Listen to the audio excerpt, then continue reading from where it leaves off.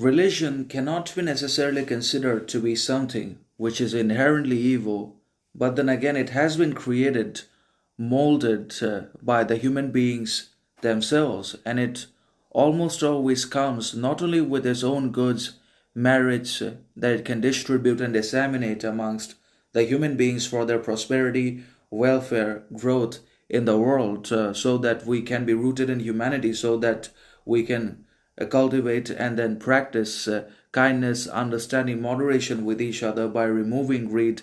But it also produces its own dangers. It has its dangers, particularly because it entertains blind faith, superstition without evidence, without practice. Those things do not apply to reality. Those things do not work in reality either, because reality is an entirely different construct which is made of everyone's perception and contribution and phenomena. Everyone's perception, conscious and unconscious contribution, makes up reality. In reality, there are dynamic divisions and varieties of other problems, difficulties, and obstacles and hindrances which we can neither recognize nor overcome, such as society, education system, religion, and many other organization institutions that are countless, that are authoritarian, controlling, conditioning of the human mind anyway. So we shouldn't be empty.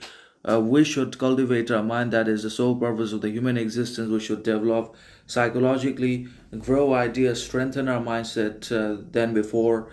But then again, then we should be religious.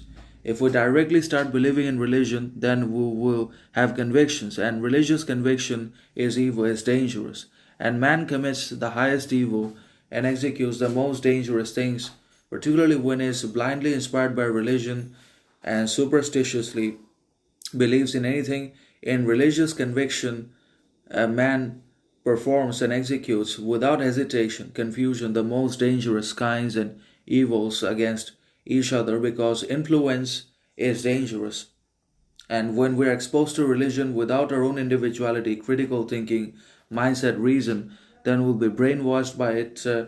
And in the influence of religion, man literally becomes mad, insane, uncontrollable, and rampant in his psychology, mind, behavior, action, that he starts almost doing anything and everything that is told, that religion tells him to do, without the application of his critical thinking, without his own humility, moderation. Because religion at the end of the day is the masterpiece of the art of animal training, for it trains them as to how they shall think and say and do, behave, become, without their own thinking, without their own individuality and self-knowledge, is kind of dangerous. So we should cultivate, we should evolve as much as we can, then